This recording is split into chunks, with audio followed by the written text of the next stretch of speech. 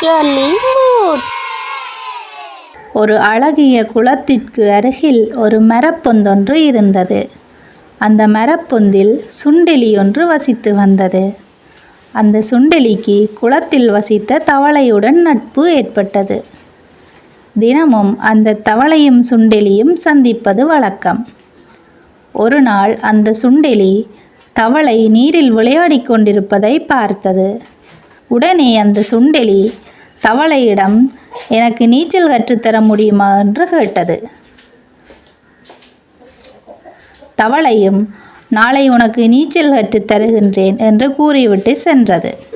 அடுத்த நாள் சுண்டெலிக்கு நீச்சல் கற்றுத் தருவதாக கூறிய தவளை தன்னுடைய காலை எலியின் காலுடன் சேர்த்து ஒரு கயிற்றினால் கட்டி கொண்டது.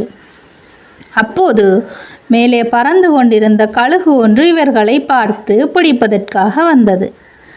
உடனே தவளை தன் உயிரை காப்பாற்றிக் கொள்வதற்காக சுண்டெலியுடன் சேர்ந்து தண்ணீரில் பாய்ந்தது.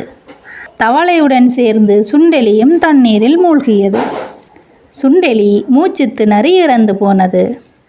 அதன் உடல் மேலே மிதந்த போதும் அதனுடைய கால்கள் தவளையின் காலுடன் சேர்த்து கட்டப்பட்ட நிலையிலேயே இருந்தது. அந்த சமயம் தண்ணீரின் மீது சுண்டெலி செத்து மிதந்ததை கண்ட கழுகு கீழ் நோக்கி வந்து அந்த எலியை கொத்திக்கொண்டு உயரே பறந்து சென்றது.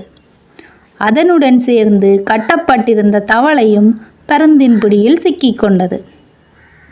2 விருந்து கிடைத்த சந்தோஷத்தில் பருந்தானது தவளையையும் கொன்று தின்றது.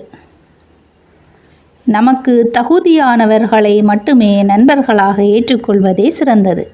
இந்த கதை உங்களுக்கு பிடிச்சிருந்தா லைக் பண்ணுங்கள், சப்ஸ்கிரைப் பண்ணுங்கள்.